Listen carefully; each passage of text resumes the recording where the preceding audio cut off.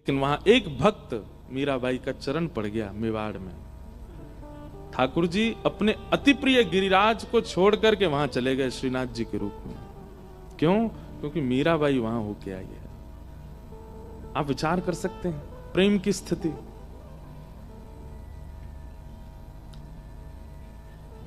मेवाड़ में ठाकुर जी, क्योंकि मीराबाई ने कहा था ठाकुर जी को, इस बार नाथद्वार में कथा थी तो मैंने निवेदन किया था कि मीराबाई जब मेवाड़ से जा रही थी वापस, तो मीराबाई कहती हैं कि यहां संत महंत भक्त सब इसलिए आते हैं क्योंकि मैं यहां रहती हूं। नाथ, मुझसे इस स्थान का परिचय नहीं हो, आपसे हो, ऐसी कुछ कृपा करो।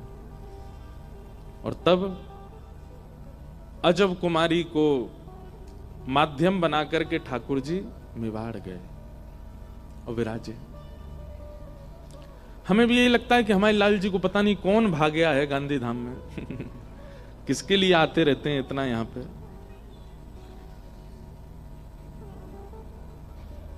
जहां प्रेमी निवास करता है ना, वहां पे 50 डिग्री सेल्सियस भी टेम्परेचर होता है तो भी जाने में हर्जा नहीं। जहां प्रेमी निवास करता है वहां का रास्ता बड़ा लंबा हो, दुर्गम हो, तो भी जाने में कोई कष्ट नहीं होता।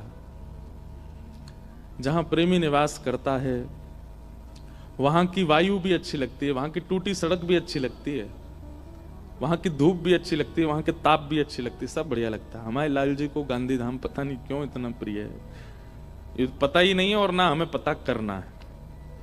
हमें भी अच्छा लगता है लाल जी की वजह से। हम बता रहे हैं ना, कितनी बार तो, एक आध बार तो ऐसा भी हुआ कि मेरे बिना भी लाल जी आए हैं यहां पर। जय हो। तो ये लाल जी, अब आप में से कोई भी ये सोच मत लेना कि मेरे लिए आते हैं, ये अभिमान हो जाएगा। आप क्या जानो ठाकुर जी किसके लिए आते हैं।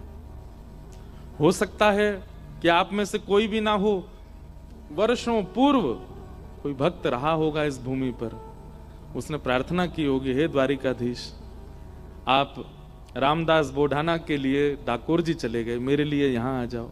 तो ठाकुर जी ने शायद उस समय उसका वचन पूरा नहीं कर पाए होंगे, इसलिए अब गिरधर लाल के रूप में आ रहे हैं बार बार इसी भूमि पर निवास। ऐसी भावना आती है मन में, किसके लिए आवेंगे, क्यों? क्योंकि हम लोग तो बड़े चतुर हैं, हम तो अपने ऊपर ही मेरे लिए आ रहे हैं, मेरे में ही है वो प्रेम जो किसी में है ही नहीं यहां पे। तो लेकिन हम जिस परिवार में रुकते हैं, हमारे किरण जी, प्रेम जी का परिवार, ये तो बेचारे भावुक ही रहते हैं। हम ऐसा करते क्या है कि ठाकुर जी आ जाते हैं इतनी सहजता में। अब आप सोचो, इस वर्ष में ये दूसरा चक्कर है लाल जी का, और 2 महीना बाद फिर आ रहे हैं जून में। कितना आते हैं ठाकुर जी गांधी धाम। और ऐसा भी नहीं कि पास ही हो, वृंदावन से नेक में फुर रोड के आ जाओ, इतना समय लगता है, इतनी दूर है, लेकिन फिर भी ठाकुर जी को अच्छा लगता है यहाँ आना। दोपहर में ही कई लोग आ गए थे, 12-1 बजे आके पहले से ही बैठ जाते हैं। ये स्नेह, ये प्रेम आप सबका जो लाल जी के प्रति है, वृंदावन के प्रति है। निश्चित है कि आप देह से भले ही गांधी धाम हो, पर वृंदावन आपके चित्त में विराजमान है। तो प्रेम दुर्योधन की मेवा त्यागी, साक विदुर घर खाई, सबसे ऊंची प्रेम सगाई, सबसे ऊंची प्रेम सगाई।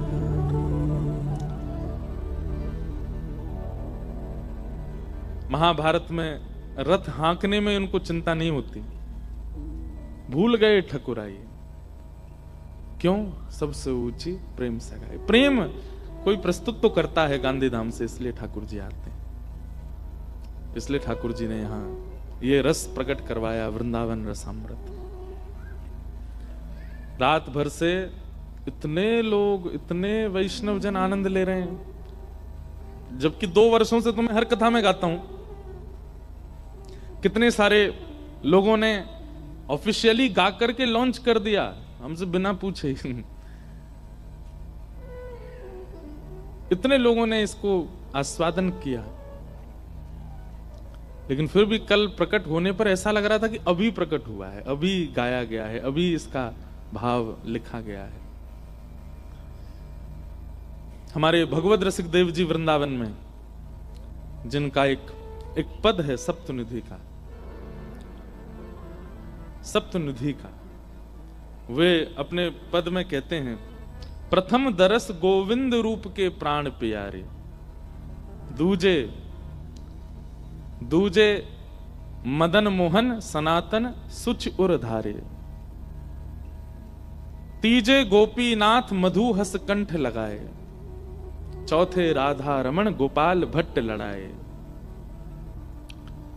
मुझे पूरा स्मरण ऐसे नहीं, सप्तनिधि का उन्होंने भाव प्रकट किया। वही पद में पढ़ रहा था 2 साल पहले जब गांधी धाम आए थे, और उसी पद से मन में भाव बना कि अब ये करना है। हमारे संगीत में सेवा में रहते हैं हमारे प्रेम जी और सागर जी, आप दोनों को बुलाए और बैठ के हमने कि भाई कुछ बनाओ, तुकबंदी करें इसको कुछ तैयार, और ऐसा प्रकट हुआ कि आज सब आनंद लेते हैं। अब आप सोचिए, मैं भले ही देह से वृंदावन नहीं रह पाता हूं, लेकिन वृंदावन में इतने सारे लोग दर्शन करने जाते हैं, कोई एक तो गाता होगा सप्तनिधि का पद, उसके गाते ही मेरी हाजिरी लग जाती होगी, वृंदावन में हमारी उपस्थिति हो जाती होगी।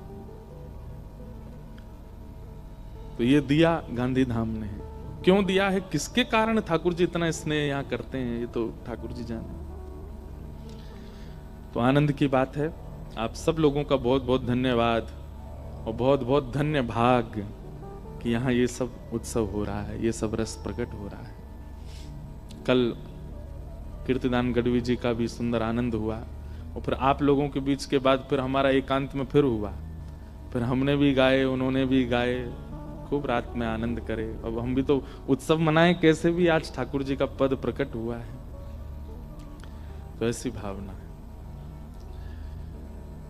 वृंदावन अद्भुत है। गोस्वामी तुलसीदास जी से पूछा कि वृंदावन और वैकुंठ में यदि आपको अंतर बताना हो तो आप क्या करोगे? तो गोस्वामी तुलसीदास जी महाराज कहते हैं, वृंदावन और वैकुंठ को तोल्यो तुलसीदास। तुलसीदास जी कहते हैं, मैंने वैकुंठ को और वृंदावन को तोला। तो बोले क्या हुआ?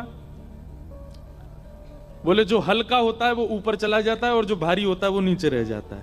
बोले वैकुंठ तो ऊपर चला गया, वृंदावन पृथ्वी पर रह गया। तो ऐसा श्री वृंदावन है। वृंदावन का भाव अद्भुत है, वृंदावन का रस अद्भुत है, और बिना रसिक जनों की कृपा के, रसिक प्रीतम रसिकन की बातें रसिक बिना को समझ सके ना।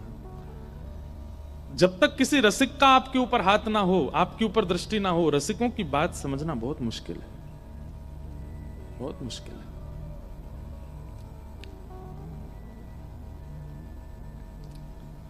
ऐसे वृंदावन रस में हम लोग प्रवेश कर रहे हैं। मैं प्रयास कर रहा हूं कि अष्ट सखियों का भाव भी सबके मध्य में प्रस्तुत, जल्दी ही कुछ भाव लिख करके सबके बीच में प्रस्तुत किया जाए, और जैसे ठाकुर जी कृपा करेंगे।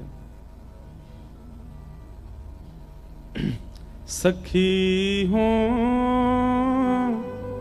श्याम रंग रंगी, सखी हो श्याम रंग रंगी, देख बिकाई गई वह मूरत सूरती, देख बिकाई गई मूरत सूरत, सूरत माही पगी, हाँ सूरत माही पगी, सखी हो श्याम रंग रंगी, सखी हो श्याम रंग। एक बात निश्चित है जो हम अभी कह रहे थे, रसिक प्रीतम रसिकन की बातें रसिक बिना को समझ सके ना। रसिकों के बिना कोई समझ नहीं सकता रसिकों की बातों को। यही पद श्री जीव गोस्वामी पाद जब बैठे थे तब गाया जा रहा था, सखी हो श्याम रंग रंगी, वृंदावन में। वृंदावन के आचार्यों का नियम है कि वे लोग बैठते हैं और रसिक जनों की वाणी सुनते हैं। वृंदावन में भजन केवल परिक्रमा नहीं है, केवल दर्शन नहीं है, केवल यमुना जी स्नान नहीं है। वृंदावन जाकर के तो रसिक जनों की वाणी सुनो और गाओ। मैं तो निवेदन करता हूं, सूरदास जी के पद गाओ, कुम्मन दास जी के पद गाओ, मीराबाई के पद गाओ। पर हम लोग क्या करते हैं? केवल दर्शन करके आ जाते हैं, परिक्रमा करके आ जाते हैं, चाट बल्ला खा के आ जाते हैं। वृंदावन जाइए, रसिकों के पद याद करके जाओ, दर्शन करो मंदिर में जाके, और फिर एकांत ढूंढ करके वहां किसी रसिक का भाव सुनाओ, कोई पद सुनाओ। श्री जीव गोस्वामी पाद बैठे थे सभा में और सारे शिष्यगण चारों ओर बैठ करके दिव्य दिव्य भाव सुना रहे थे। तभी एक रसिक बैठा था और उसने ये पद सुनाया, देख बिकाई गई वह मूरत, सूरत माही पगी, सखी हूं श्याम रंग रंगी। अर्थ समझ रहे हैं? कुछ सखी कह रही है कि मुंह पे तो कृष्ण रंग चढ़ गया है, और जब से मैंने श्याम सुंदर देखे तब से मैं ऐसी बिक गई हूं कि अगर श्याम सुंदर जीऊं, श्याम सुंदर कहें तो मरूं, श्याम सुंदर कहें तो पीऊं, ऐसी उनकी आदि है गई हूं। जीव गोस्वामी पाद के नेत्र बंद थे और जैसे उन्होंने ये पद श्रवण किया तुरंत बोल उठे। सब लोग इधर देखो, सावधानी से कथा सुनो। जीव गोस्वामी बोले, ये पद जो लिख रहा है ना, वो अपनी बीती बोल रहा है। ये किसी पूर्व द्वापर की सखी का भाव किसी ने नहीं लिखा है। ये जिसने भी पद लिखा है वो अपनी आप बीती बता रहा है। शब्द में क्षमता है ये बात बताने की, ये बात प्रस्तुत करने की कि वो इस स्थिति में है। कितनी बड़ी बात। एक बात हम आपसे निवेदन करें बंधुओं, किसी की वाणी सुन करके, किसी का भाव सुन करके, किसी की कथा सुन करके, किसी का प्रवचन सुन करके ठाकुर जी चित्त में प्रकट होने लग जाते हैं। अपने मान, यश आदि आदि जो भी विकार हैं वो धीरे धीरे नष्ट होने की इच्छा प्रकट होने लगती है। और सबसे बड़ी बात, अपनी गलतियां अनुभव करके उनको सुधारने की इच्छा प्रकट होने लग जाती है। समझ जाना कि वो व्यक्ति या तो ठाकुर जी है या ठाकुर जी का कोई अंश है, क्योंकि किसी की वाणी इतना प्रभाव नहीं डाल सकती। लाख लोग कहते रहते हैं पर आप पर असर नहीं होता, लेकिन एक व्यक्ति का कुछ भाव कह दिया जाता है, आप तुरंत छोड़ने पर राजी हो जाते हैं अपने विकारों को, बदलने पर राजी हो जाते हैं अपने स्वभाव को। समझ जाइएगा कि ठाकुर जी का कोई जीव अंश है। अंश तो सब हैं पर ये विशेष अंश है, या ठाकुर जी ही हैं। पकड़ लो चरण। इतने पद गाए गए जीव गोस्वामी जी के सामने, लेकिन ये पद सुनकर के वे बोले, ये पद जिन्होंने लिखा है वो किसी सखी का या किसी गोपी की स्थिति नहीं बता रहे हैं, ये अपनी ही स्थिति गा रहे हैं। इनके शब्दों से पता चल रहा है कि इन्होंने श्याम सुंदर के प्रेम में स्वयं को सराबोर कर दिया है। ये पूर्ण रूपेण उस स्थिति में आ चुके हैं। कौन है इनका पता करो। तो पद के अंतिम पंक्ति में पद रचयिता का नाम होता है। उससे जो रसिक बैठे थे उनसे कहा, अंतिम पंक्ति पढ़ो, किसका पद है ये? तब वे गा रहे हैं,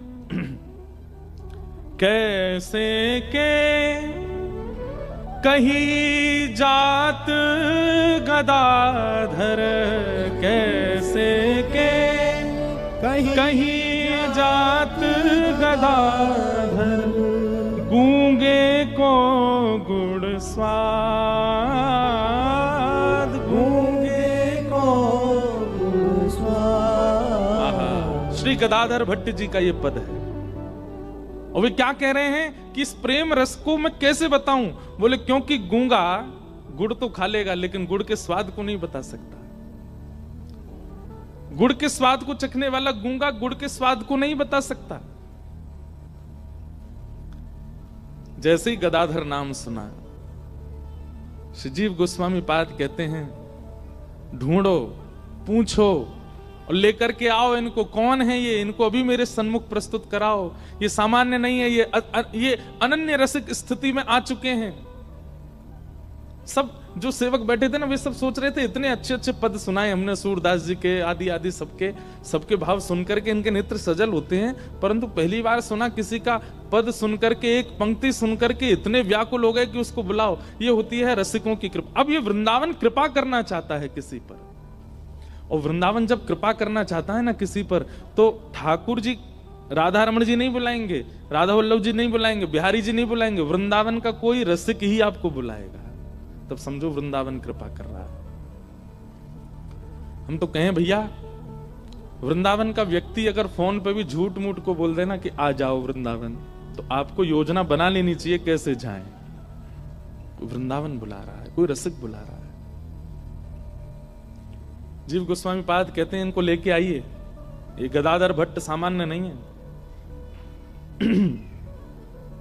और उनके शिष्यगण निकल पड़े ढूंढने के लिए, कहां है। तो जिस स्थान पर वो रहते थे वहां पहुंच गए। तो गदाधर भट्ट जी एक कुआं से जल निकाल रहे थे स्नान आदि के लिए। इतने में ही जीव गोस्वामी पाद के शिष्यगण गए और जाकर के उनसे बोले, भैया हम लोग सब वृंदावन से आए हैं। जैसे ही सुना, इससे ऊपर कुछ कहा नहीं, केवल इतना कहा हम वृंदावन से आए हैं। ये बात सुनते ही मूर्छित हो गए। सोचिए कैसी प्रेम की अवस्था कि जिस वृंदावन का नित्य चिंतन करते हैं वहां से कोई आया है और भोर में आकर के केवल इतना बोल रहा है कि हम वृंदावन से आए हैं। ये सुन मात्र से वो बेहोश होकर गिर पड़े कि वृंदावन से आए हैं।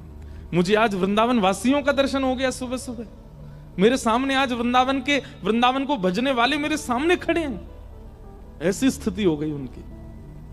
और वो बेचारे जो शिष्यगण आए थे वो तो घबरा गए। हमने तो ना कुछ कहा ना कुछ बोला, केवल इतना कहा कि हम वृंदावन से आए। ये तो मूर्छित हो गए। गांव के 2-4 लोग और आए, सबने आकर के कहा, बोले भैया क्या हुआ। बोले हम लोग वृंदावन से आए हैं और हमने ये कुआं से जल निकाल रहे थे, इनसे केवल इतना पूछा कि हम वृंदावन से आए। पूछना तो हम बहुत कुछ चाहते थे पर उससे पहले मूर्छित हो गए। बोले आप लोग क्यों आए हैं। बोले कोई गदाधर भट्ट करके रहते हैं आपके गांव में, उनको वृंदावन के जीव गोस्वामी पाद ने निमंत्रित किया है, बुलाया है, उनको लेने आए। तब गांव के लोग बोले ये जो मूर्छित पड़े यही तो हैं गदाधर भट्ट। तब शिष्य समझ गए। बोले जीव गोस्वामी जी एक शब्द सुनकर के इतने विचलित हो गए कि इनको लेकर के आओ, किसने लिखा ये पद, इनको बुला करके लाओ। स्थिति स्पष्ट है। वृंदावन से आए व्यक्ति को देख करके इतने प्रेम में निमग्न हो गए, ये वृंदावन पहुंच जाएंगे अगर जीव गोस्वामी के दर्शन कर लिए या किसी अन्य रसिक के दर्शन कर लिए, इनकी स्थिति क्या होगी। वृंदावन से कोई गांव में आया, उसी से इतने व्याकुल हो गए। सोचिए आप, हम प्रेम, इस प्रेम की स्थिति के आसपास भी हैं। हम तो कथा भी बैठ करके सुनते हैं, तो सामने व्यास जी बैठे हैं, इतना सुंदर मंच बना है, सब कुछ, फिर भी कौन आ रहा है उसी की तरफ जब सबसे पहले दृष्टि।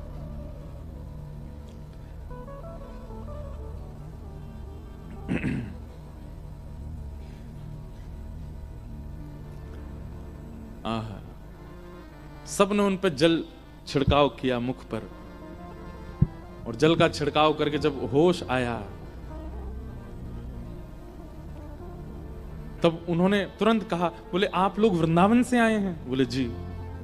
बोले मैं आपके चरण स्पर्श करूं। बोले आप ऐसा मत करो, आपकी स्थिति इतनी ऊंची है। हमारे गुरुदेव श्री जीव गोस्वामी पाद, आपका एक रचित पद हमने एक पंक्ति सुनाई, वो सुनते ही इतने व्याकुल हो गए। बोले अभी इनको लेकर के आओ। आपको वृंदावन बुलाया। जन कितनी बार मूर्छित हो गए इस बात को सुनकर के। एक तो वृंदावन के जनों का दर्शन हो गया, दूसरा वृंदावन में व्यवस्थित इतनी उच्च कोटि के रसिक मुझे बुला रहे हैं वृंदावन। किसी ने भगवान से पूछा कि आपका परिचय तो सारे वेद पुराणों में लिखा है, लेकिन आप जिन भक्तों से प्रेम करते हो उनका परिचय कहीं नहीं लिखा। ठाकुर जी बोले उनका परिचय मैं देता हूं। और स्वयं श्री कृष्ण अपने भक्तों का परिचय दे रहे हैं। कि वाग्गद्गदा द्रवते यस्य चित्तम रुदत्य भिक्षणम हसति क्वचिच्च विलज्ज उद्गायत नृत्यते च मद्भक्ति युक्तो भुवनम पुनातु। इनमें से एक गुण भी अगर आपके अंदर हो तो मानिएगा कि हाँ हम कुछ हैं। भगवान कहते हैं मेरे भक्तों के लक्षण क्या, बोले वाग गदगदा द्रवते यस्य चित्तम, मेरा स्मरण होते ही, मेरी कथा सुनते ही जिसकी वाणी गदगद हो जाती हो, जिसका चित्त आनंद से परिपूर्ण हो जाता हो। गदगद हृदय कैसा होता है पता है? व्यक्ति जब बहुत गदगद होता है, बहुत आनंद में होता है, बोलना कुछ चाहता है निकलता कुछ है, वो करना कुछ चाहता है होता कुछ है। इसको कहते हैं गदगद हृदय। पर हम जो चाहते हैं वो हमसे हो जाता है, इसलिए हम गदगद नहीं है। गदगद हृदय कैसा होता है? चरण रखोगे कहीं, जाएगा कहीं, करेंगे कुछ, होगा कुछ, चाहते तुम्हें हंसना पर निकलेंगे आंसू। इसको कहते हैं गदगद हृदय। ये कब होते हैं हम? जब होते हैं जब हमारे घर के बालक घोड़ी पे बैठ गए, आहा दुल्हा बन गए, गदगद हो जाते हैं। गदगद हृदय में क्या होता है? भूख नहीं लगती, प्यास नहीं लगती, नींद नहीं आती, थकान नहीं होती, शरीर में एक विचित्र सी ऊर्जा आ जाती है। हमारे लिए वृंदावन के प्रति कभी नहीं होता। ये सब तो व्यवहार में हमारे संग खूब होता है। ठाकुर जी कहते हैं मेरी कथा सुनते ही उसका चित्त गदगद हो जाता हो। वाग गदगदा, वाणी गदगद हो जाती हो, चित्त गदगद हो जाता हो। और दूसरा क्या कहते हैं? द्रवते यस्य चित्तम, एक क्षण के लिए गदगद हुआ और दूसरे क्षण में ही अत्यंत विरह उसके चित्त में आ गया। क्यों? कि अभी ये तो मैं कथा सुन रहा हूं, ये तो विश्राम हो जाएगी 2-4 दिन में, फिर मैं कैसे रहूंगा? इस अवस्था का विचार करके वो व्याकुल हो जाए। वाग गदगदा द्रवते यस्य चित्तम। और फिर भगवान कहते हैं रुदत्य भिक्षणम, उसके नेत्र मेरी याद में सदा भीगे रहते हैं। लेकिन नेत्र तो भीगे रहते हैं, मुखमंडल मलिन नहीं होता, मुखमंडल दुखी नहीं होता। नेत्र भीगे और मुख पर मुस्कान। रुदत्य भिक्षणम हसति क्वचिच्च। कभी देखा ऐसा? हाँ देखा होगा। संसार व्यवहार में ये सब होता है हमारे साथ, ठाकुर जी के लिए नहीं होता। रुदत्य भिक्षणम हसति क्वचिच्च। और ठाकुर जी क्या कहते हैं? बोले विलज्ज उद्गायत नृत्यते च। जैसे ही मेरा कीर्तन सुन लेता है, जैसे ही मेरा कोई भाव संकीर्तन सुन लेता है, तो विलज्ज होके, निर्लज्ज होके दोनों भुजाएं उठा करके संकीर्तन करने लग जाता है। उसको लज्जा नहीं होती, सामने वाला क्या सोचेगा, पीछे बैठा क्या विचार करेगा, कोई क्या सोच रहा होगा, मैं कैसे नाच रहा हूं, मेरे ताल में तो चरण नहीं चलते, फिर भी वो नृत्य करता है। विलज्ज उद्गायत नृत्यते च। ठाकुर जी कहते हैं मद भक्ति युक्तो, मेरा भक्त है। नारद ऐसों को संसार पागल शब्द से संबोधित करता है, पर वो मेरा भक्त है। गदाधर भट्ट जी की स्थिति ये हो गई कि मुझे वृंदावन वासी का दर्शन हो गया तो मूर्छित हो गए, और जब दूसरी बात सुनी कि वृंदावन में व्यवस्थित एक रसिक मुझे बुला रहे हैं, ये सुनकर के तो स्थिति ऐसी हो गई उनकी कि अब वे रो रहे हैं, बार बार गिर रहे हैं। जिन शिष्यों के मन में संशय आया था ना कि हमारे गुरुदेव भगवान ने इतने व्याकुल हृदय से इनको बुलाया, ऐसे कौन है ये, और जब उनकी स्थिति देखी तो समझ गए, बोले कि ये सामान्य नहीं है। लेकर के गए और जैसे ही वृंदावन पहुंचे, मीराबाई के चरित्र में भी ऐसा ही वर्णन आता है। देखो ये भी अब गांधी धाम का सौभाग्य, पहली बार मैंने मीरा चरित्र भी यहीं कहा था, गांधी धाम में। पता ही नहीं क्यों है ये सब गांधी धाम के साथ, गांधी धाम वाले खुद नहीं समझ पा रहे क्यों हो रहा है।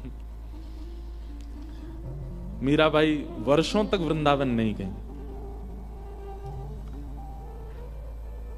और जब वृंदावन गई तो कहते हैं कि वृंदावन की राह में कितनी बार मूर्छित हुई मीराबाई किसी को पता नहीं। 3-3 दिन तक मूर्छा नहीं टूटती थी। तब एक बार विचार किया था जब मीराबाई की सब सखियों ने कि वृंदावन नहीं जाते, क्यों, वृंदावन अभी कोसों दूर है, ये राह पे चलती चलती मूर्छित हो रही है, पहुंच गई तो क्या होगा। लेकिन जैसे ही होश में आती तो इतना ऊर्जा उनको होती, ऊर्जा में चल पड़ती वृंदावन की ओर। एक बहुत सुंदर पद है वृंदावन भाव का, शरण श्री वृंदावन की जय, शरण श्री वृंदावन। गाइए सब लोग, वृंदावन अगली बार जाइएगा ताली मत बजाओ, ऐसे गाओ बस, ये नियमों का पालन कीजिएगा जो लिखा है यहाँ पर।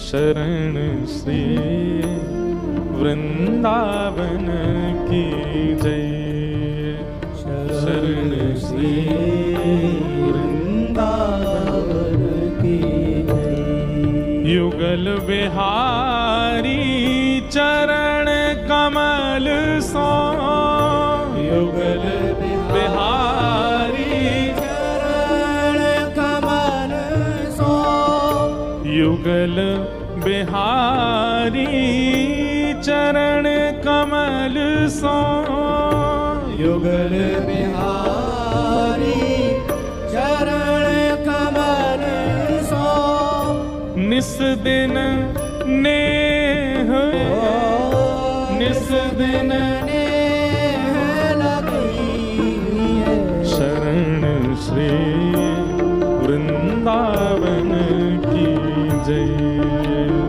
शरण श्री वृंदावन की जय। मेरा सौभाग्य है कि जिनका पद है ना, इनके उत्सव में मुझे कथा करने का अवसर मिलता है। श्री सरस माधुरी जी, जयपुर में सरस निकुंज है, वहीं हमने अपने जीवन की सबसे पहली भक्तमाल कथा कही पिछले वर्ष, और इस वर्ष भी उनके आचार्य उत्सव में सेवा करने का, उन्हीं का पद है सरस माधुरी जी का। बहुत सुंदर भाव। क्या कहते हैं? युगल बिहारी चरण कमल सो निस्दिन नेह लगाइए। ठाकुर जी के देखिए, प्रेम किसको कहते हैं? आज जितना है कल उससे अधिक होना चाहिए, और परसों कल से अधिक होना चाहिए, और तरसों परसों से अधिक होना चाहिए, उसको प्रेम कहते हैं। कई लोग संसार के कहते हैं हमें वो बहुत अच्छा लगता है, रहो कुछ दिन उसके साथ, रहते रहते रहते क्या होगा? घट जाएगा प्रेम। वो प्रेम नहीं है। प्रेम उसे कहते हैं कि जब जब पलक झपकी गई तब तब नूतन लगने लगे, तब तब और बढ़ने लगे, उसको प्रेम कहते हैं। इस सभागृह में बैठा मुझसे लेके पीछे तक व्यक्ति कोई भी ऐसा नहीं है जो जितनी बार ठाकुर जी को देखता हो उतना प्रेम बढ़ता हो, नहीं हो सकता। हम में प्रेम है ही नहीं है।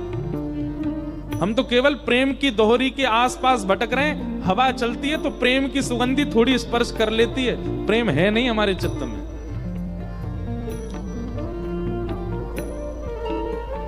क्या करें फिर उस प्रेम की प्राप्ति के लिए? क्या करें?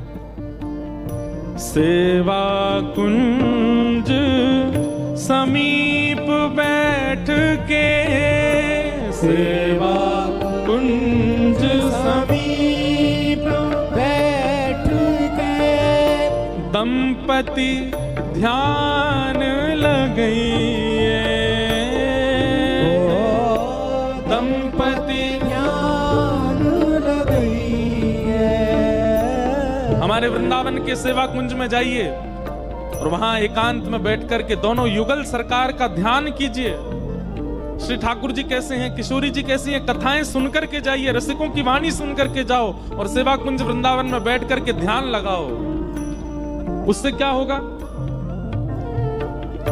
होए भावना सिद्ध सहज ही, होए भावना सिद्ध सहज ही, होए भावना सिद्ध सहज ही, होए भावना सिद्ध सहज ही, निरख नयन हुल सैये,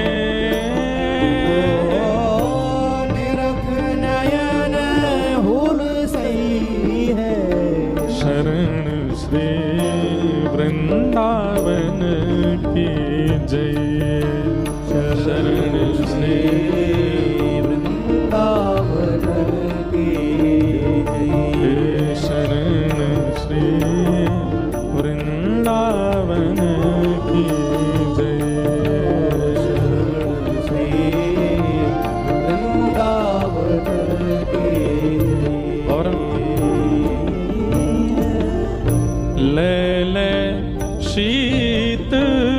रसिक संतन की ले ले शीत रसिक संतन की।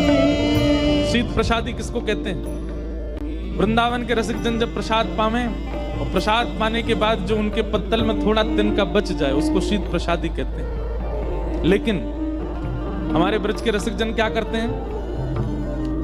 प्रसाद पाने के बाद फिर अपनी थाली में पत्तल में जल डाल देते हैं और पूरी मांझ के उसको पी लेते हैं, एक बिंदु छोड़ते नहीं, क्योंकि वे जानते हैं भजनानंदी व्यक्ति जब स्थान पर बैठ भी जाता है ना तो वहां भी उसके भजन का कुछ अंश रह जाता है। वो तो प्रसाद पाया गया है, उसमें अंश नहीं होगा। लेकिन रसिक जनों के द्वारा जो प्रसाद शीत होता है उसके प्रति अन्न बुद्धि नहीं होनी चाहिए, तो ही आप ग्रहण कीजिएगा। ये चावल थोड़े से बच गए महाराज जी की थाली के, हमें तो नहीं, चावल नहीं, दाल नहीं, सब्जी नहीं, वो उसके प्रति, ये बहुत ऊंची बात कह रहे हैं, बहुत ध्यान से सुनिएगा, उसके प्रति वस्तु बुद्धि नहीं होनी चाहिए, अन्न बुद्धि नहीं होनी चाहिए, वो प्रसाद बुद्धि, ठाकुर जी के प्रसाद की और संतों के प्रसाद के प्रति प्रसाद बुद्धि ही होनी चाहिए। इसीलिए संत जन यथावथा कहीं ऐसे कि खाते भी नहीं है, सब जगह नहीं पाते। मिल जाए तो अपने भाग्य मानिएगा, मिल जाए तो अपना सौभाग्य मानिएगा। और हाँ, पीछे भी मत पड़ना कि हमें दे दो, उन्हें झूठो करके दे दो। इंद्रेश जी आए थे, गांधी धाम बता के गए थे, महाराज जी कुछ झूठा छोड़ दो, सहज में मिल जाए। हाँ, प्रतीक्षा करो कि वे प्रसाद पा रहे हैं, जब उठेंगे तो कुछ मिल जाएगा, तो मेरे ऊपर सौभाग्य हो। शीत रसिकन की पानी है, उससे क्या होगा? बाधा भूख बधई, बाधा भूख बधई। आपको पता है हम कौन हैं? वृंदावन में हमारा जन्म हुआ, क्या पुण्य किया था ऐसा? वृंदावन में सबसे ज्यादा शीत प्रसादी किसको मिलती है पता है? बंदरों को। वृंदावन के जितने बंदर हैं, जहां भी भंडारा होता है, सबसे ज्यादा संत मिलेंगे या बंदर मिलेंगे, क्योंकि संत अपने प्रसाद पाके पत्तल छोड़ दे, उन पत्तलों में ही बैठे रहेंगे, बंदर वहां खाते रहते हैं। बेशीत प्रसादी पावे वाले बंदर ही अगले जन्म में वृंदावन के कोई ब्रजवासी बन के आते हैं। दूसरे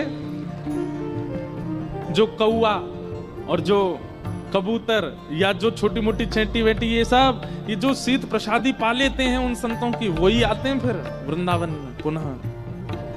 हमें तो हमारे नाना जी कहते थे, लाला तू पूर्व जन्म को चेंटा, तो चेंटा जानते हैं? चेंटा, चेंटा जानते हैं?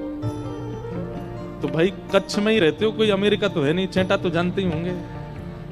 चेंटी चेंटा, हमारे नाना जी मेरे को बोल के गए, बोल लाला तू तो पूर्व जन्म को चेंटा हो। मैं नाना जी, मैंने कहा कि जो मैं चेंटा। बोले कोई व्यास जी कथा कर रहे होंगे तो भागवत जी के बगल में कोई प्रसाद रखोगो मीठो, और वहां में तू चेंटा बन के चलोगो होगो, तो जीवते तो तेने प्रसाद पायो, व्यास जी कथा कर रहे तो कानंते शब्द भी गए। इतने में व्यास जी की दृष्टि पड़ी, उनने छिटकाए दियो, दूर गिर के तेरे प्राण निकल गए। तो अंतिम समय में जीवते तेने प्रसाद पायो, कानंते कथा सुनी, या हमारे यह जन्म में वक्ता बन के आ गो। और बोले तेने संगीत सीखो ना है, और फिर भी देख तेरी वाणी में नेक नेक मीठोपन आएगा। कैसे आएगा? वही वो मीठो पावे त्यागो। ऐसे नाना जी हमारे बोलते हैं। ले ले सीत रसिक संतन की, ले ले सीत रसिक संतन की।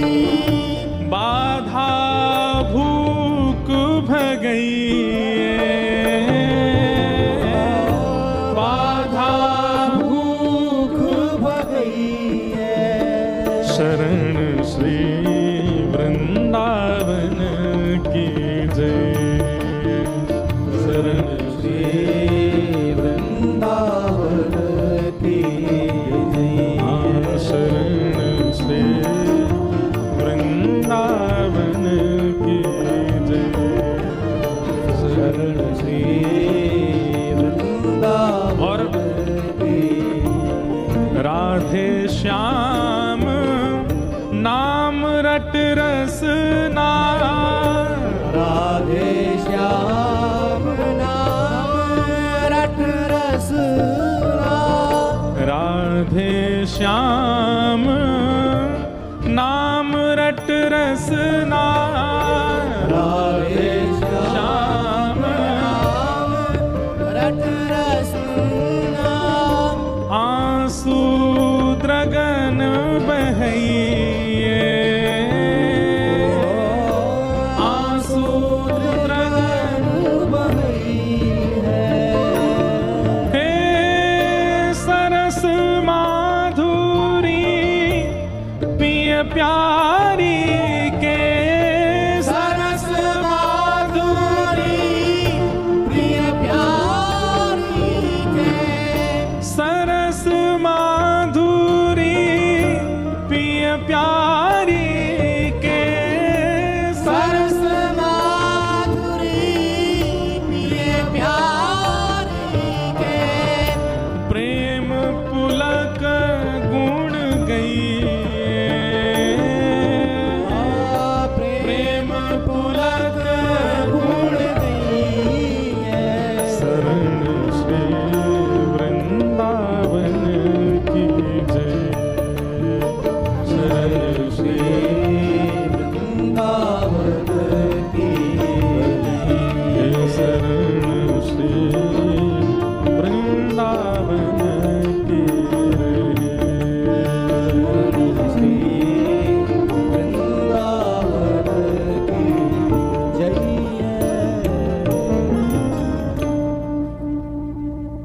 गदाधर भट्ट जी वृंदावन आए तो स्थिति तो सबके सामने स्पष्ट है कि जो ब्रजवासी को देख करके मूर्छित हो गए वृंदावन आके, उनकी हालत क्या हुई होगी। लेकिन जिन्होंने बुलाया है उनके दर्शन के लिए अपने आप को संभाल रहे हैं और गए और श्री जीव गोस्वामी जी का दर्शन किया, चरणों में पड़ गए। प्रयास तो बहुत समय से कर रहा था मैं वृंदावन आने के लिए, लेकिन सामर्थ्य नहीं मिल रही थी। आपने ब्रज में बैठ करके मुझे याद किया तो ठाकुर जी ने प्रयास किया कि मैं वृंदावन आऊं। बंधु, ये असली वृंदावन जाना होता है कि कोई ब्रज में बैठ के वहां ब्रज में रहने वाला, ब्रज में भजने वाला, ब्रज में जन्म लेने वाला, वो याद करके आपको बुला ले वृंदावन। हम आपसे स्पष्ट कह रहे हैं, हमसे भी जो संपर्क में है वो लोग भी, या किसी से भी ब्रजवासी से संपर्क में, ब्रजवासी अगर कह देना वृंदावन आ जाओ, तो उसकी वाणी में यही सोचना कि श्री किशोरी जी बुला रही हैं, चाहे 100 काम छोड़ के जाने पड़े, भागो वृंदावन पहुंचो। उसने बुलाया। हमारा एक नियम स्पष्ट है, हम जिसको बुलाते हैं वृंदावन, कोई हो संपर्क में, उसको भाई वृंदावन आओ, हमारे लाल जी का उत्सव है। और तो किसी काम के लिए हम कभी नहीं बुलाते, उत्सव के लिए ही बुलाते हैं। सामने वाला व्यक्ति एक बार भी अगर आनाकानी करता, हाँ देखते हैं, सो वो नंबर ब्लॉक हो जाता, फिर दोबारा नहीं बोलते उसको। एक बार में नहीं आया तो भैया बार बार नहीं बोलना। इसलिए ब्रजवासी कभी बुलावे तो उस पर विचार मत कीजिए। आपको करोड़ों का काम हो रहा हो, दौड़ पड़ो, हो क्या हो। भले ही गए और मिले, तुरंत आ गए, दर्शन भी नहीं किए, तो भी वृंदावन प्रवेश करके तो आओ। आ गए गदाधर जी। सनातन गोस्वामी बोले बैठो सामने। बैठ गए और बोले वो पद अपने मुख से सुनाओ, जिस पद को हमने अपने शिष्यों से सुना, तुम अपने मुख से सुनाओ।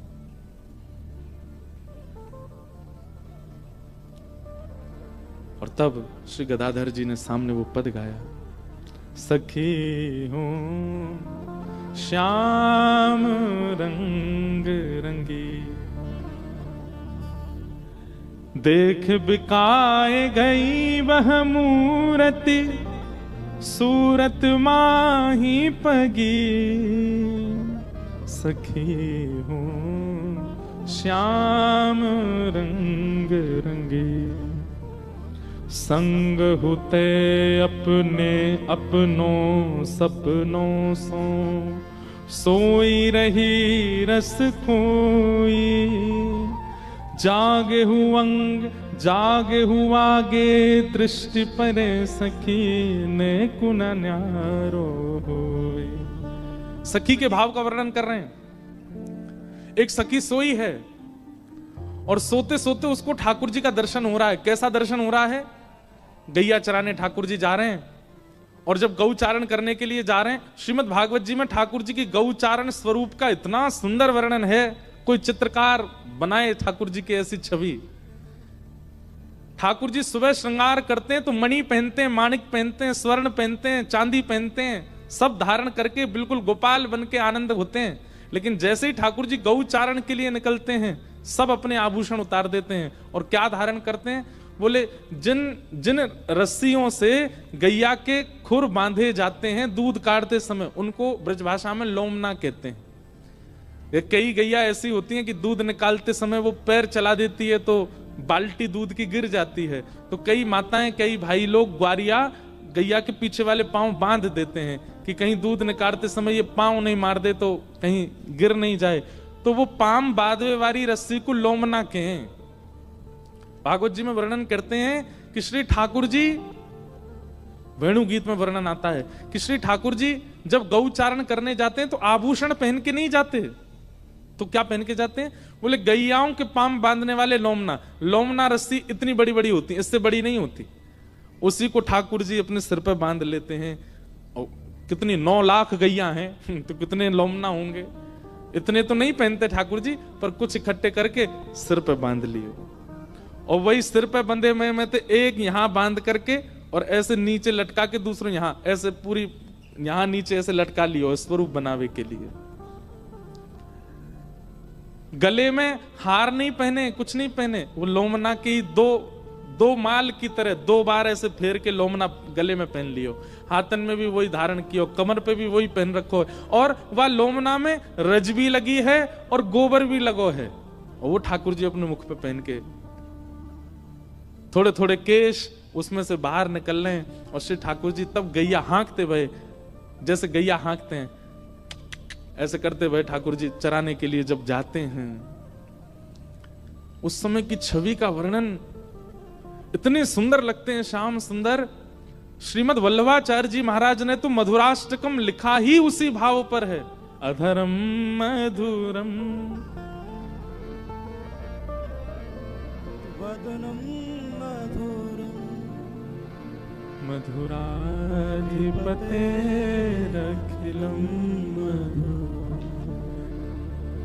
हसितम मधुरम चलितम मधुरम वमितम मधुरम समितम मधुरम मधुराधिपते अखिलम मधुराधिपते अखिलम। ऐसे लगते हैं श्याम सुंदर। गदाधर जी पद गा रहे हैं और कह रहे हैं कि उस सखी ने सोते सोते ठाकुर जी का एक स्वरूप देखा कि आगे गाय, पाछे गाय, इत गाय, उत गाय, लोमना सिर पे बांधे और गले में पहने और वही को फेंटा बांधे। और फिर ठाकुर जी पता क्या करते हैं? जब वन जाते हैं ना तो फिर वन में गैया तो चरती रहती हैं, तो ठाकुर जी क्या करते हैं? अब वो लोमना जो पहने उन लोमनाओं को सजाते हैं ठाकुर जी। जैसे एक लोमना ऐसे बांध के 2 बार घुमा दिया तो 2 पट्टी आ गई। अब कहीं से गुलाबी पुष्प लेंगे उसमें खोस लेंगे, कहीं से पीले पुष्प लेंगे उनको लगा लेंगे। ठाकुर जी अपना खुद श्रृंगार करते हैं वन में जाकर मन लगाने के लिए। क्या करें? 2-3 घंटा गैया तो चरती रहेंगी, ठाकुर जी क्या करें? तो कहीं से घास ले लेंगे, उसको ऐसे सजा लेंगे, कहीं पे पुष्प लगा लेंगे, विविध विविध प्रकार के रंगीन पुष्पों से एक सुंदर मुकुट जैसा बना लेते हैं। उन्हीं पुष्पों को गोबर से, अब कोई फेविकॉल फेविक्विक तो है नहीं ठाकुर जी के पास, लोमना से कैसे चिपके? तो गोबर की छोटी छोटी बत्ती बना लेते हैं और पुष्प लेकर के गोबर से चिपका लेते हैं, अपने एक गले का हार बना लेते हैं। ऐसे यहां बांधी भई उनमें ऊपर से डाल लेते हैं। इस प्रकार ठाकुर जी वनमाली अपना स्वरूप धारण कर लेते हैं। उस सखी को वही स्वरूप दिख रहा है ठाकुर जी का। और उस स्वरूप को देखते देखते स्वप्न में जैसे ही व्याकुल हुई और व्याकुल स्वप्न से जैसे ही उठ के बैठी, तभी क्या दिखती है कि उसके कक्ष की खिड़की खुली है और ठाकुर जी ठीक वैसे ही श्रृंगार में हैं जैसा उसने स्वप्न में देखा है। और गैया चराते हुए वहां से निकल रहे हैं। हाँ।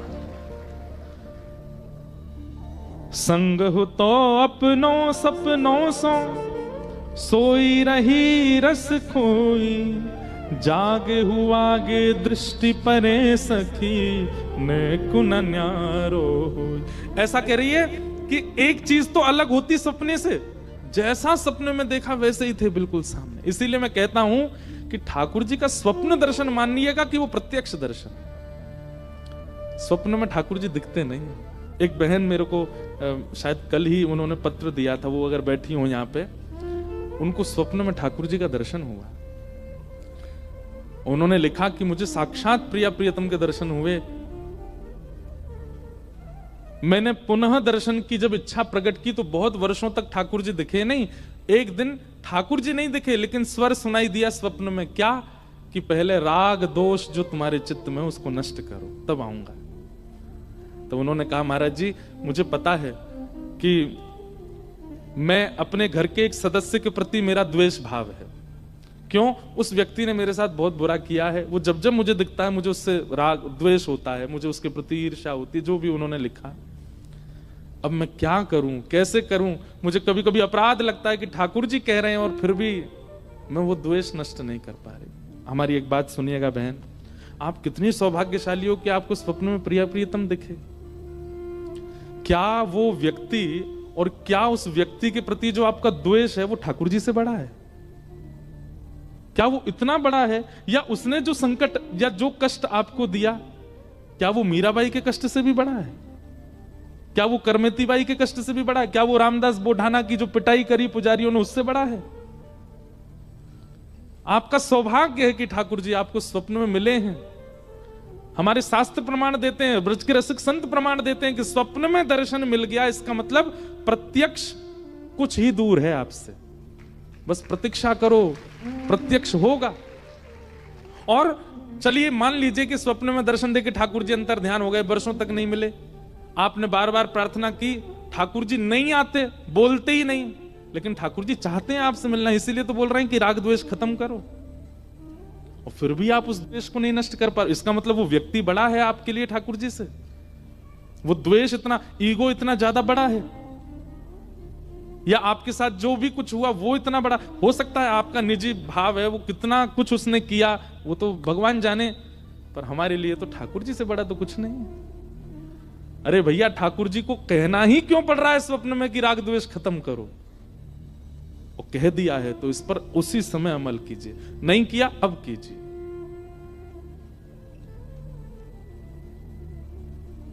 ये सौभाग्य की बात है कि ठाकुर जी दिख रहे हैं, नहीं तो भूत दिखते हैं लोगों को सपने में, प्रेत दिखते हैं लोगों को सपने में, वासनाएं दिखती हैं लोगों को सपने में, दुर्विचार दिखते हैं, दुर्व्यवहार दिखते हैं, ठाकुर जी नहीं दिखते। इसलिए मैं कहता हूं, स्वप्न में यदि अनुभव हुआ है तो उठ करके अपनी कमर थपथपाइएगा, बोले बेटा अब तो दूर नहीं है, प्रत्यक्ष से स्वप्न में दिख गए। बस किसी को बोलिएगा नहीं, जाके बताइएगा नहीं, ढंडोरा मत पीटिएगा, गुरुजनों से कह सकते हैं। तो वो सखी कह रही है, जागे हूं आगे दृष्टि परे सखी, नेकुन न्यारो हुई। कुछ तो अलग होते, वैसे ही हैं जैसे मुझे स्वप्न में दिखे। सखी हूं श्याम रंग रंगी। गदाधर भट्टी जी गा रहे हैं और श्री सामने बैठे हुए जीव गोस्वामी पाद इतने आनंद में भर रहे हैं। आपके लिए सामान्य शब्द होंगे, एक पद जैसा होगा, पर जीव गोस्वामी को ये लग रहा है कि ये जो सामने बैठा है ये सामान्य नहीं है, ये वही सखी है जिसके बारे में ये गा रहा है। और फिर क्या कह रहे हैं? एक जो मेरी अखियन में निश घोष रयो कर भो, गाय चरावन जात सुनो सखी, गाय चरावत जात सुनो सखी, सौधे कन्हैया कौन। आहा, कितनी ऊंची बात, ध्यान से सुनो। वो सखी कह रही है, जैसी जगी है, इधर देखो सब लोग, इधर देखो, जैसे ही जगी तो जग करके देखती है कि जो स्वप्न में देखे वही सामने है। तभी वो एक सखी को बोलती है जो उसके पास ही सोई थी, अरे देख सामने कृष्ण खड़े हैं, देख सामने कृष्ण खड़े हैं। तब वो सखी उठ करके बैठती है और बोलती है कोई कृष्ण नहीं, कन्हैया तो गैया चरावे गयो है। तो वो सखी कह रही अरे गैया चराने नहीं गए, गए तो थे लेकिन यहीं रुक गए, देखो सामने खड़े खिड़की पे। दूसरी सखी कहे अरे मैंने जाते भाई अपनी आंखन ते देखो, वो भी गैया चरावे गयो है। तभी वो सखी उठती है और उठ करके बाहर एक सखा को पकड़ती है ठाकुर जी को और बोलती है अरे यूं बता कन्हैया कहां है? और कन्हैया तो गैया चरावे गयो है, देख वंशी की धुन सुनाई दे रही है, अभी टेर बज रही है, मतलब लाला गैया चरा रहा है। तो वो सखी कह रही है कि ठाकुर जी सच में गैया चराने गए, तो फिर ये खिड़की पे खड़े हैं, जे कौन है? आहा, एक जो मेरे अखियन निशी घोष रहो कर मौन, ये मौन मेरी आंखन के सामने खड़ो है और फिर मैं सुन कह रही हूं गाय चरावन जात सुनो सकी सौंधे कन्हैया कौन? असली कन्हैया है कौन सो? अलग स्थिति का वर्णन है। कासो कहो कौन पतियावे, कासो कहो कौन पतियावे, कौन करे बकवाद, कौन करे बकवाद। सब जगह जाके पूछती है, अपनी बात पर प्रमाण ले रही है कि कन्हैया कहां है। सब कह रहे हैं कि वो तो गैया चरावे गए हो, और वो सबको लाके कहती मेरी खिड़की पे खड़ो है। सब उसको पागल कहते हैं, हंस जाते हैं वहां से, अरे तू ऐसी है 24 घंटा वही को चिंतन करे या हमारे तो वही सब जगह दिखाई देवे। लेकिन वो जाकर के जब स्पर्श करती है तो उसको स्पर्श भी होते हैं, ठाकुर जी हंस भी जाते हैं। वो गाल पकड़ती है, ठाकुर जी का स्पर्श हो जाता है, और सब कह रहे हैं कि ठाकुर जी तो है नहीं, वो तो गैया चरावे गए।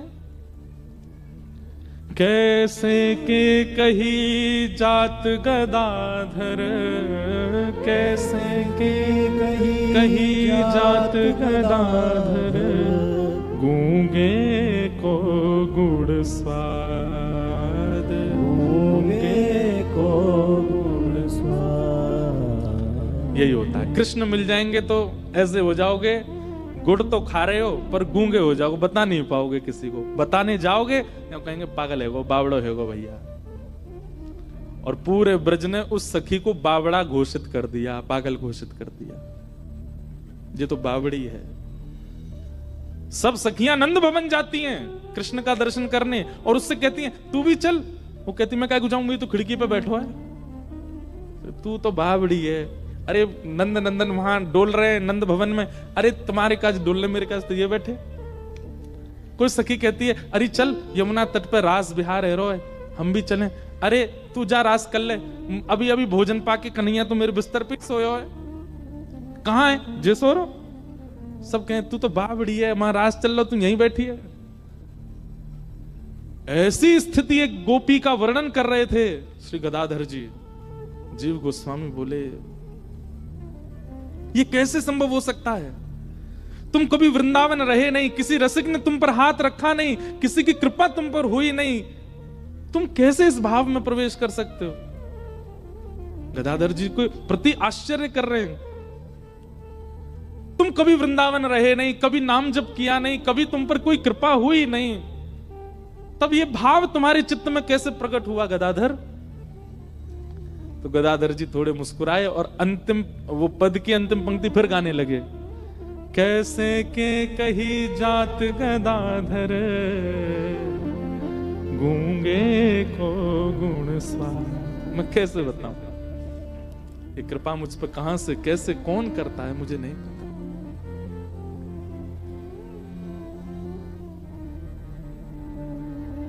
समझ गए जीव गोस्वामी। आचार्य कृपा करते हैं तब वृंदावन का यश प्रकट होता है, और कभी कभी आचार्यों की दृष्टि से यदि कोई रह जाता है तो उस पर श्याम सुंदर कृपा करते हैं, उस पर किशोरी जी कृपा करती है। गदाधर आचार्य दृष्टि का कृपा पात्र अब बन रहा है, पर इस पर तो ठाकुर जी की दृष्टि पहले से, तभी ये भाव इसके चित्त में प्रकट हो रहे हैं। अच्छा एक बात हम कहें, मान लीजिए कि आप पर आचार्य दृष्टि नहीं पड़ी, गुरु दृष्टि नहीं पड़ी, तो फिर कृपा कैसे होगी? ठाकुर जी की दृष्टि तो पढ़ने से रही। हमारी एक बात को लिख लीजिएगा, ठाकुर जी की दृष्टि एक पे पड़ती है, जिस और कुछ नहीं देखते ठाकुर जी, बस एक गुण देखते हैं, दैन्यता। जितनी दैन्यता, जितनी सरलता, जितनी सहजता, जितना भोलापन, जितना सीधापन आपके अंदर है, उतनी जल्दी दृष्टि ठाकुर जी की आप पर। जितने चतुर, जितने व्याकुल, जितने विचलित हम हैं, उतने ठाकुर जी से दूर हैं। इस कथाओं से, सत्संगों से बंधुओं एक चीज का निर्माण करो। आप भजन करते हो, साधन करते हो, नाम जप करते हो, कथा सुनते हो, परिक्रमा करते हो, इन सब से संसार ना मांग करके एक बार किशोरी जी से कहो कि हे किशोरी जी, किशोरी मोहे अपनों ही कर लीजिए, किशोरी मोहे अपनों ही कर। और या फिर अपना करने के लिए अपनों सो कर दीजिए, किशोरी मोहे अपनों सो। अपनों सो मतलब हमारे ब्रज में गाते हैं, किशोरी जी कहते हैं, सहज स्वभाव पर नवल किशोरी जो को, सहज स्वभाव नवल किशोरी जो को, सहज स्वभाव पर नवल किशोरी जो को, सहज स्वभाव पर नवल किशोरी जो को, मृदुता दयालुता कृपालुता की राशि है, मृदुता दयालुता कृपालुता की राशि। एक एक शब्द सुनिएगा, ये हमारे श्री राधा वल्लभ संप्रदाय के श्री हित ध्रुवदास जी का पद है। किशोरी जी का स्वभाव बता रहे हैं, सहज स्वभाव पढ़ो नवल किशोरी जो को, सहज स्वभाव नवल किशोरी जो को, मृदुता दयालुता कृपालुता की राशि है, मृदुता दयालुता कृपालुता की और राशि है। मैं कहूँ न रिस कहूँ, भूले हूँ न होत सखी, न कहूँ न रिस कहूँ, भूले हूँ न होए सखी। रिस मतलब गुस्सा। इतना भी गुस्सा नहीं आता किशोरी जी को, कभी नहीं आता, भूल से भी नहीं आता। मैं कहूँ एक जगह कहीं कथा हो रही थी तो एक भाव मन में आया कि सखियां क्या कहती हैं किशोरी जी से, किशोरी जी श्याम सुंदर आपसे डरे, ये तो बहुत दूर की बात है। आप जब चले ना तो जैसे कोई व्यक्ति चले तो चेंटी भागती है इधर उधर, कहीं हम पे पाम नहीं धर दे। तो जब किशोरी जी चलती है ना, चेंटी भी सोचती है हम तो मर जाएं इनके चरणन के नीचे आके। भगती नहीं है, वो डरती नहीं है किशोरी जी से। ऐसी हमारी श्यामा जो है, किशोरी जी खुद संभल के चलती हैं। क्यों? वो चेंटा चेंटी जैसे छोटे छोटे जीव जिनके पास बुद्धि नहीं है, हृदय नहीं है, उनमें भी हृदय प्रकट हो जाता है किशोरी जी को देख करके। अरे मरनो तो एक दिन कोई के पाम के नीचे आके है ही है, इन्हीं के पाम के नीचे आ जाए। भागती नहीं है। इसलिए ललता विशाखा आगे झाड़ू लगाती चलती हैं कि कोई जीव हो तो कोने है जाए। क्यों? किशोरी जी जब चलती हैं तो जीव रास्ता भागता ही नहीं है, सामने खड़ा रहता है कि हम पे पाम धर दें। ऐसी हमारी किशोरी जी। हाँ न कहूँ न रिस कहीं, भोले हूँ न होत सखी, न कहूँ न रिस कहूँ, कैसे रहती हैं? रहत प्रसन्न सदा ही मन सदा, हे ऐसी सुकुमारी प्यारी, लालजू के प्राण प्यारी, ऐसी सुकुमारी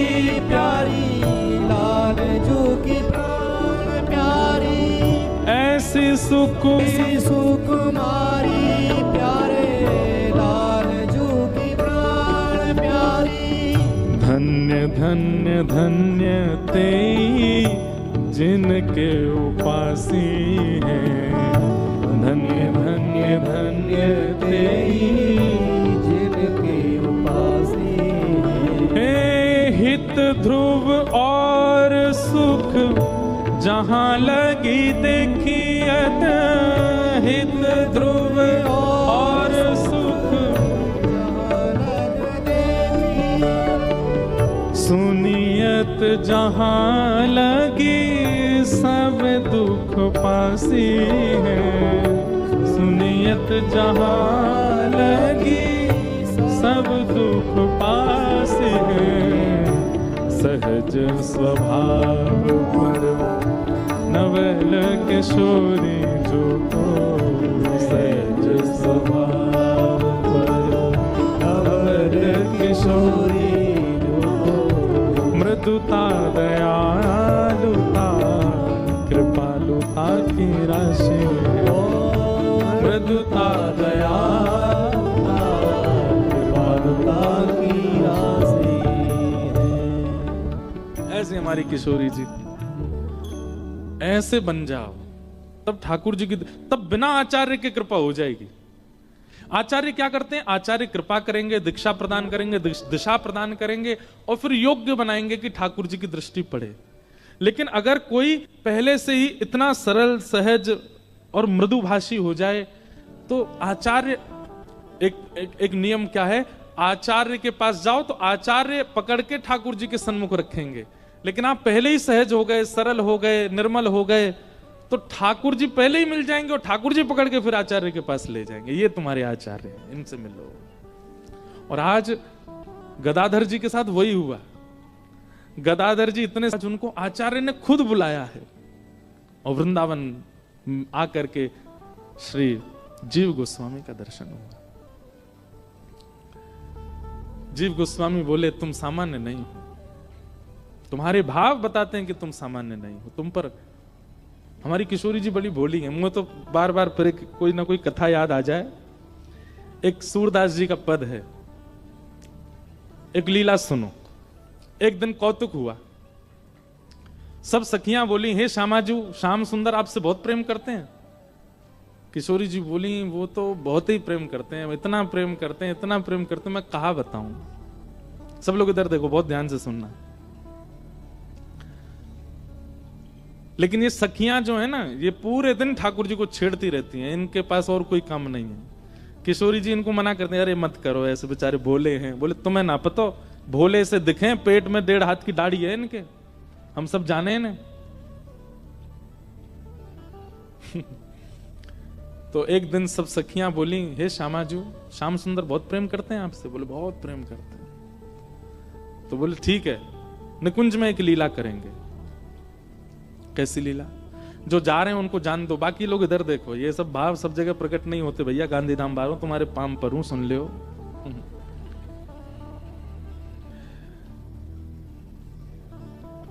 तो ललिता विशाखा आदि इन सब ने एक योजना बनाई। बोले आज एक काम करेंगे। बोले क्या? किशोरी जी जितनी सुंदर है ना, उतनी ही सुंदर सारी सखियां हैं। वो तो श्रृंगार किशोरी जी का विशेष होता है, इसलिए पता चलता है कि ये ललिता जी, ये विशाखा जी, ये ऐसे सब। अगर एक सा पोशाक और एक सी श्रृंगार सब धारण कर लें तो कोई पहचान नहीं पाएगा कि इनमें किशोरी जी कौन है। तो आज ललिता विशाखा ने एक लीला करी। एक सी पोशाक, एक से कुंडल, एक सी नथबेसर, एक से गले के हार, एक से सिर को क्या बोलते हैं, उसको क्या बोलते हैं? अरे बताओ न, कहा बोले बातें हैं? टीका, बाजूबंद, पाम के नूपुर, जो भी होते हैं। हमारे लाल जी पहनते नहीं ना, इसलिए हमको नहीं पता। श्री जी पहनती हैं। तो एक जैसा श्रृंगार। किशोरी जी बोली आज कहां कौतुक करो। बोले आप तो चुप रहो बिल्कुल। आज एक जैसा श्रृंगार होगा, एक जैसी माला, एक जैसे कुंडल, एक जैसे काजल, एक जैसी लालिमा, एक जैसो सब कछु। और आज श्याम सुंदर कुंज में आएंगे तब हम उनसे पूछेंगे बताओ हम में से राधा रानी कौन है। किशोरी बोले अरे ऐसे मत करो, बेचारे बड़े भोले हैं, एक से सब देखेंगे पहचान नहीं पाएंगे, और नहीं पहचान पाएंगे तो मुंह को कष्ट होएगा। तो सखियां बोली आप भी जानती तो होगी वो पहचान नहीं पाएंगे। नहीं नहीं, अब वो तो मुझे पता है कि वो पहचान तो जाएंगे, लेकिन कहीं तुम सबरी बड़ी उद्यमी हो, कहीं ऐसा श्रृंगार कर लियो, कहीं कोई और पे दृष्टि चली गई और फिर मुझे बड़ो श्रम है जाएगा। ललिता विशाखा बोली श्रम ना होगा, बल्कि स्पष्ट है जाएगी बात। ये जो आपके मन में इतना भ्रम है ना कि श्याम सुंदर बहुत प्रेम करें, अरे भाई प्रेम करें तो पहचान जाएंगे। किशोरी जी बोले अब तुम्हारी जैसी राजी हो तुम करो। सब ने एक जैसा श्रृंगार किया। महाराज श्याम सुंदर की तो कहा चले, ललिता विशाखा नहीं पहचान पा रही है कि सबन में राधा रानी कौन सी है। इंदु लेखा के पास गई और जाके बोली हे श्यामाजू, अरे मैं श्यामाजू नहीं, मैं इंदु हूं। श्यामा जी कौन से, फिर वो हाथ खड़ो कर रही को मैं हूं यहाँ पे, यहाँ आओ। ऐसी सबरी एक सी बन गई कि आपस में नहीं पहचान पा रही है किशोरी जी कौन सी है। आज सबरी सखी बड़ी प्रसन्न, बोले आज श्याम सुंदर को पता चलेगी, ये बहुत अपना प्रेम प्रेम बता मैं। किशोरी जी के पास जाकर के सब सखी बोले तुम्हारे हाथ जोड़ें, तुम्हारे पाम पूजें, और तुम्हें हम सबकी सौगंध है। बोले कहा आप कुछ ना कुछ ऐसा करोगी कि उनको पता चल जाएगा कि आप किशोरी जी हो, इसलिए आपसे हमारी प्रार्थना है आप अपने मन से कुछ भी नहीं करोगी। और सबसे आगे विशाखा जी खड़ी हो गई, मैं जैसे करूंगी मुंह देखती नहीं हूं, मैं जहां देखूं वहीं देखना है, मैं जैसे बोलूं वैसे बोलना है, मैं जब बैठूं वैसे बैठना है, मैं जब चलूं तब चलना है, मैं जो करूं वही करना है आपको। इतनी भोली हैं श्री जी, इतनी सीधी हैं, ठीक है कर लूंगी। प्रसन्न भी हैं सारी गोपियां, लेकिन चिंता भी हो रही है मन में कि कहीं श्याम सुंदर पहचान नहीं जाए कि कौन सी है किशोरी जी। आहा, शाम की बेला हुई, ठाकुर जी बढ़िया सुंदर कटकाछनी पहन करके, मुकुट धारण करके, सुंदर श्रृंगार गलमाला पहन करके, और कानन में बढ़िया मकराकृत कुंडल धारण करके वंशी बजाते भय निकुंज में जैसे ही आए। निकुंज में प्रवेश करके जैसे नेत्र खोल करके देखे, आज तो भैया 9 राधा रानी खड़ी हैं सामने, अष्ट सखी और किशोरी जी। ठाकुर जी बोले जे का भैया ये सबरी किशोरी जी कैसे बन गई। अब सामने 9 की 9 एक साथ बोल रही हैं, आओ श्याम सुंदर स्वागत है। अब 9 को एक ही स्वर निकलो, ठाकुर जी सिर पकड़े, भैया जी का है गो, ये इतने सारे कैसे है गए। तब सूरदास जी का एक पद है, आहा, इनमें को वृषभानु किशोरी, इनमें को वृषभानु किशोरी, श्याम बताए देओ अपने कर सो, श्याम बताए देओ अपने कर सो, बालापन की जोड़ी किशोरी, बालापन की जोड़ी किशोरी। अब एक कोई बोल जाएगा और बाकी शांत रहें तो ठाकुर जी को पता चल जाएगी ज्यादा चपड़ चपड़ बोल रही है जो विशाखा है, तो इसलिए सब एक साथ बोल रही हैं, हे श्याम सुंदर, आप कहते हैं कि आपका और किशोरी जी का बालपन का संबंध है, आप बचपन से ही एक साथ हो। ठाकुर जी बचपन ते नहीं जन्मन ते संग हैं, हमेशा ते संग है। तो बोलो ठीक है, अपने आप उंगली रख करके बताओ हम में से किशोरी कौन सी है, हम में से राधा रानी कौन सी है।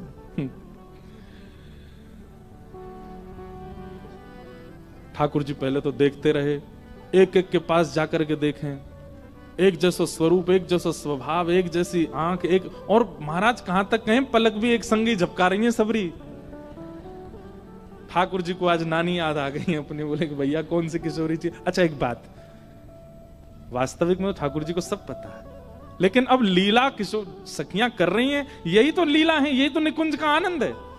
तो ठाकुर जी भी उसमें ईश्वरत्व प्रकट नहीं होने देते, लीला है तो लीला ही चलने देंगे। वहां ठाकुर जी सहज ही ऐसे हो जाते हैं, ठीक है नहीं पता मुझे।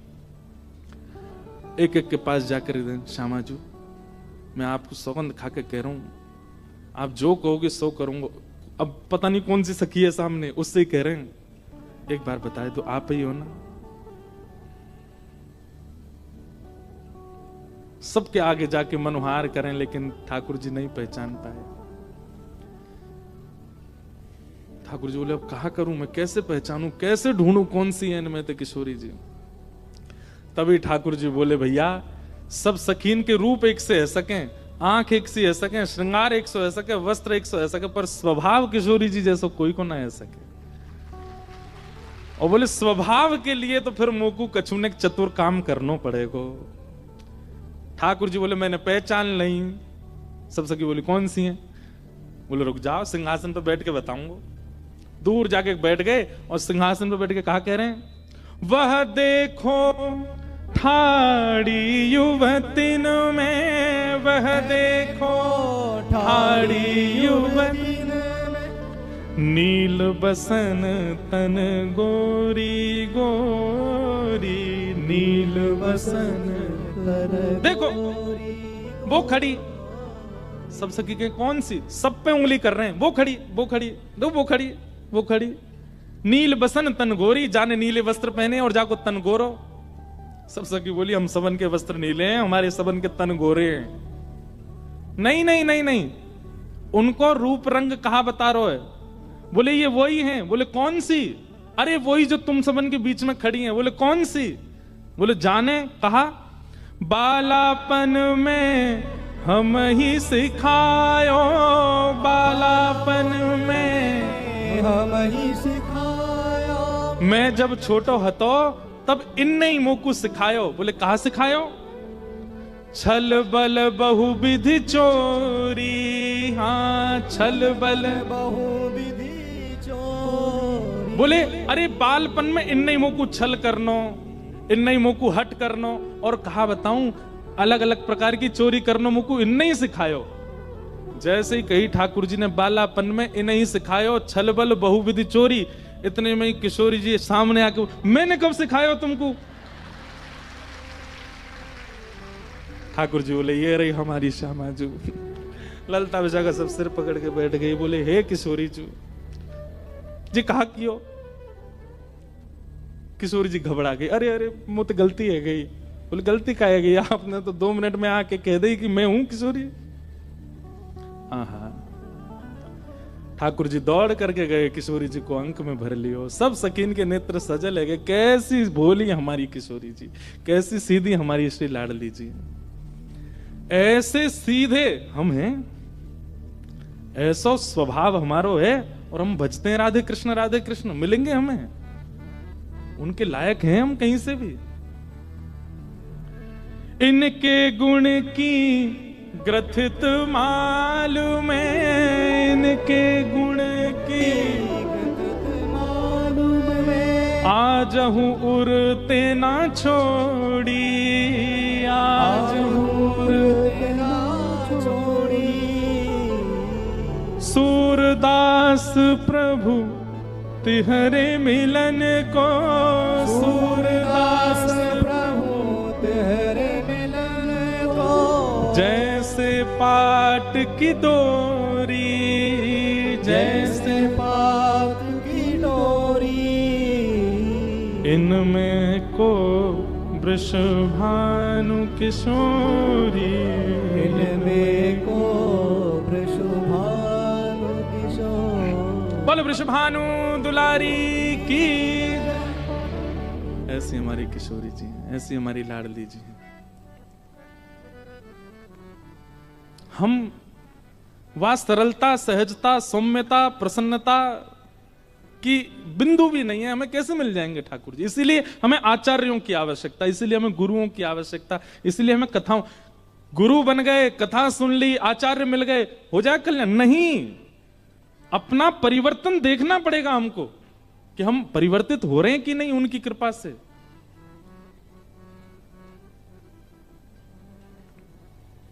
और आज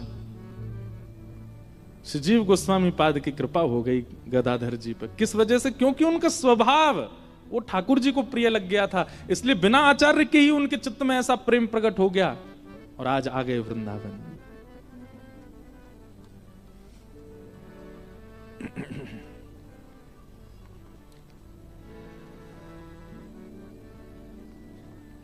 मेरे मन में ना लागे कोई रंग, ओ मेरे मन में ना लागे कोई रंग, मेरे मन में ना लागे कोई रंग, मेरे मन में ना लागे कोई रंग। क्यों? ओ मैं तो रहूं रसिकन के संग, ओ मैं तो रहूं रसिकन के संग, ओ मैं तो रहूं रसिकन के संग, ओ मैं तो रहूं रसिकन के संग। बरसाना बीरज रज धानी, बरसाना बीरज रज धानी, बरसाना बीरज रज धानी, बरसाना बीरज रज धानी। ओ जहाँ विराज राधा रानी, जहाँ विराज ओ जहाँ विराज राधा रानी, जहाँ विराज राधा। ओ मेरो मन लाग्यो बरसाने में, जहाँ विराजे राधा रानी, मेरो मन लाग्यो बरसाने में, जहाँ विराजे राधा। ओ मेरो मन लाग्यो बरसाने में, जहाँ विराजे राधा रानी। मेरो मन लाग्यो बरसाने में। भुजा उठा के करताल बजा के गाओ, बोलो वृषभानु दुलारी की।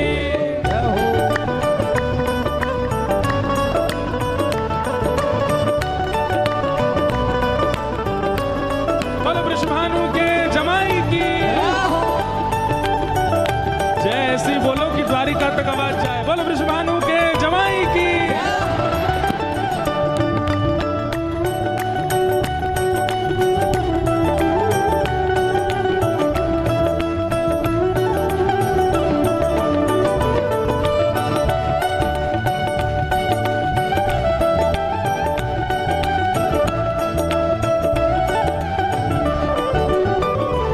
मुझे दुनिया से नहीं कोई काम, ओ मुझे दुनिया से नहीं कोई काम, मुझे दुनिया से नहीं कोई काम। ओ मुझे दुनिया से नहीं कोई काम। क्यों?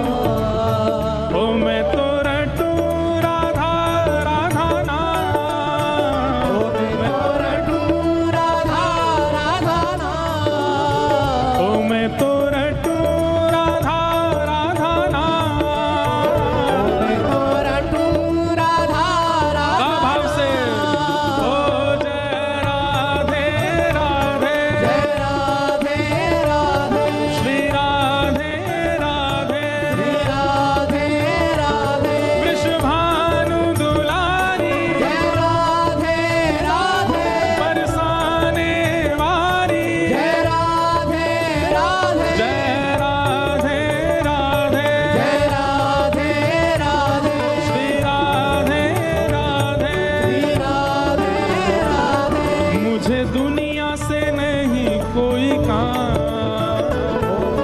दुनिया से नहीं कोई काम, ओ मैं तो रटू राधा राधा नाम, मैं तो रटू राधा राधा नाम, दर्शन करूं सुबह शाम, ओ दर्शन करूं सुबह शाम, ओ मेरे मन में विराज श्याम दीवानी, मेरे मन में विराज श्याम दीवानी, मेरे मन में विराज श्याम दीवानी, मेरे मन में विराज श्याम दीवानी, जहाँ विराजे राधा राम, जहाँ विराजे राधा। ओ मेरो मन लाग्यो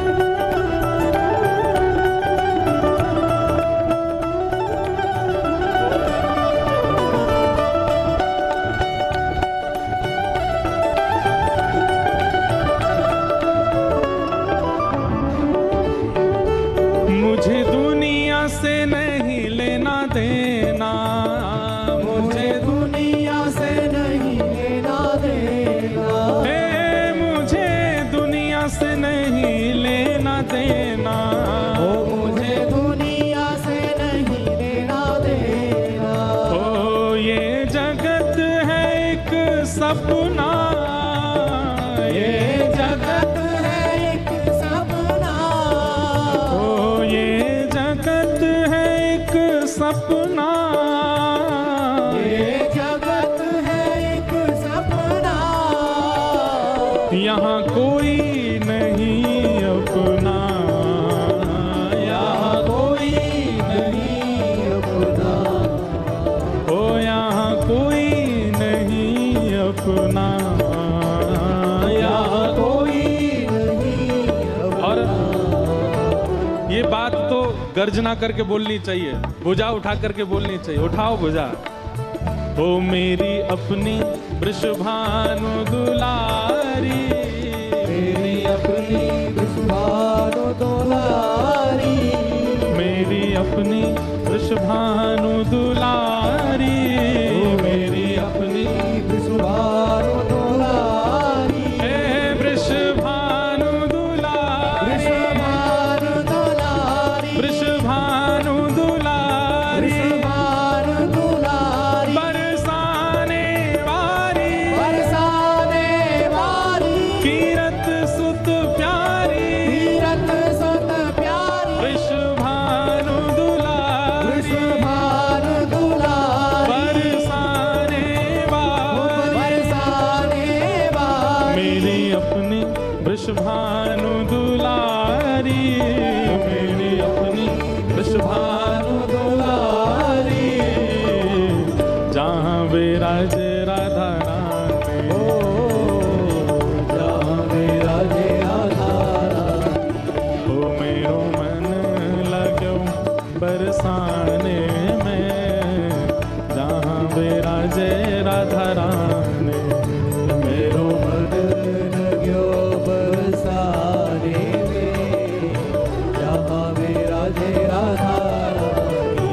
हे वृंदावन में, राधे राधे, वृंदावन में, राधे राधे, गोवर्धन में, राधे राधे, नंदगांव में, राधे राधे, नंदगांव में, राधे राधे, गोकुल जी में, राधे राधे, गोकुल जी में, राधे राधे, सब मिल गावे राधे राधे, बरसाने में, राधे राधे, जतिपुरा में, राधे राधे, कामवन में, राधे राधे, जय राधे राधे, राधे राधे, सब निधिवन बोले, राधे राधे, सब भाव से बोले, राधे राधे, सेवा कुंज में, राधे राधे, बाके बिहारी, राधे राधे, राधा रमणा, राधे राधे, राधा वल्लभ, राधे राधे, मदन मोहन जी, राधे राधे, गोपीनाथ जी, राधे राधे, गोवर्धन जी, राधे राधे, गोविंद देव जी, राधे राधे, जुगल बिहारी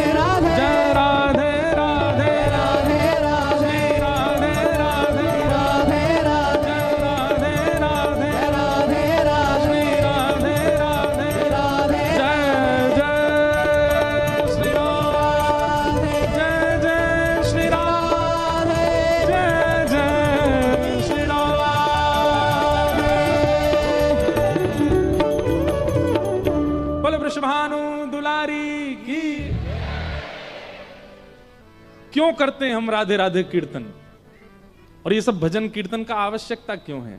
ये नृत्य करने के लिए, गाने के लिए, ताल बजाने के लिए तो ठीक है, पर मूल रूप से हम में जिनका हम कीर्तन करें उन जैसा स्वभाव चित्त में आ जाए, उन जैसा गुण चित्त में आ जाए, इसलिए ये कीर्तन है। ऐसी हमारी किशोरी जी भोली हैं, सीधी हैं, सरल हैं, सहज हैं, और सब सखियां बचाती रहती हैं। ठाकुर जी फिर भी अपनी चतुराई से, अपनी लीलाओं से किशोरी जी के, अच्छा इससे करते क्या है ठाकुर जी? कोई किशोरी जी का, बल्कि हम सब के बीच इन लीलाओं के द्वारा ठाकुर जी प्रकट कर रहे हैं कि कैसी किशोरी जी भोली हैं और आप कितने निष्ठुर होकर उनको पाना चाहते हो, कैसे पाओगे? उनके लिए तो वैसा ही सरल बनना पड़ेगा, सहज बनना पड़ेगा। हम लोग बहुत कठोर हृदय वाले हैं बंधुओं, हम कैसे पाएंगे उनको? इसलिए ये लीलाएं गवा रहे हैं ठाकुर जी आचार्यों के मुख से, कि इन लीलाओं को सुन के आपके चिंतन में ये भाव आवे कि इतनी सरल, सहज और ऐसे स्वभाव वाली हमें कैसे मिलेंगी। आज गदाधर पंडित पर कृपा हुई और